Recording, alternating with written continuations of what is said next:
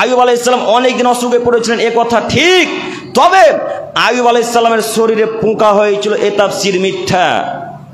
কথা শোনেননি বক্তব্যে? আপনার বক্তব্যের মাঝে শুনেছেন আইয়ুব আলাইহিস সালামের শরীরে পোকা হয়েছিল, এ তাফসীর মিথ্যা। আইয়ুব আলাইহিস সালামের শরীর থেকে গোশত মাংস ঝরে ঝরে পড়ছিল, এই তাফসীরও মিথ্যা। আইয়ুব আলাইহিস সালাম খেতে পারছিলেন না, এই জন্যে আইয়ুব আলাইহিস সালামের স্ত্রী রহিমা নিজের চুলকে বাজারে বিক্রি করে এসেছিল, এই তাফসীরও মিথ্যা। শুনেননি? খুব একেবারে সুরালি কণ্ঠে খুব মিষ্টি ভাষাতে শুনেছেন আইয়ুব আলাইহিস সালামের স্ত্রী চুলকে বিক্রয় করে চলে এলো বাজারে, এ তাফসীর একেবারেই মিথ্যা। আইয়ুব আলাইহিস সালামের শরীরে পোকা হয়েছিল, এ কথাও মিথ্যা। তবে এ কথা ঠিক যে আইয়ুব আলাইহিস সালাম অনেক দিন বিপদে পড়েছিলেন, অনেক কষ্ট সহ্য করেছেন, অনেক বিপদে পড়েছেন। এই বিপদ সহ্য করতে করতে করতে করতে এক পর্যায়ে আল্লাহকে বলছেন, আল্লাহ আন্নি মাসানিয়া দুররু ওয়া আনতা আরহামুর রাহিমিন।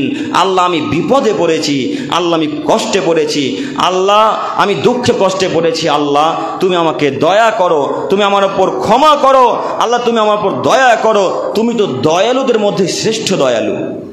এই কথা যখন বললেন, এক পর্যায়ে আল্লাহ সুবহানাহু ওয়া তাআলা তখন তার অসুখ মুক্ত করে দিয়ে আইয়ুব আলাইহিস সালামকে আবার তার বাদশাহী ফিরিয়ে দিলেন, আবার ছেলে মেয়ে ফিরিয়ে দিলেন, আবার স্ত্রী ফিরিয়ে দিলেন, আবার তাকে বাদশাহী দান করলেন।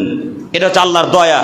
আল্লাহ সব রাজার রাজা, আল্লাহ সব কিছু করতে পারেন, তবে চাওয়ার মধ্যে পার্থক্য আছে, চাওয়ার মধ্যে পার্থক্য আছে।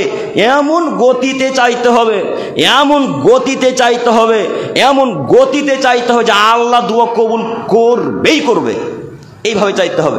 আর যদি এইভাবে দোয়া করেন, আর আল্লাহ দোয়া করলে কবুল করলে করুক, না করলে না করুক, এইভাবে যদি দোয়া করেন তার দোয়া কবুল হবে না। মুহাম্মদ সাল্লাল্লাহু আলাইহি সাল্লাম দোয়া করলেন, সেই দোয়া 11 বছর পর কবুল হলো উহুদের যুদ্ধে গো। হ্যাঁ, 11 বছর পর। নবীর দোয়া যদি 11 বছর পর কবুল হয়, তা আমার আপনার দোয়া কতদিন পর কবুল হবে? কিয়ামতের পরে। নাও হতে পারে পৃথিবীতে, নাও হতে পারে দোয়া কবুল পৃথিবীতে, কিন্তু কিয়ামতের মাঠে হবেই।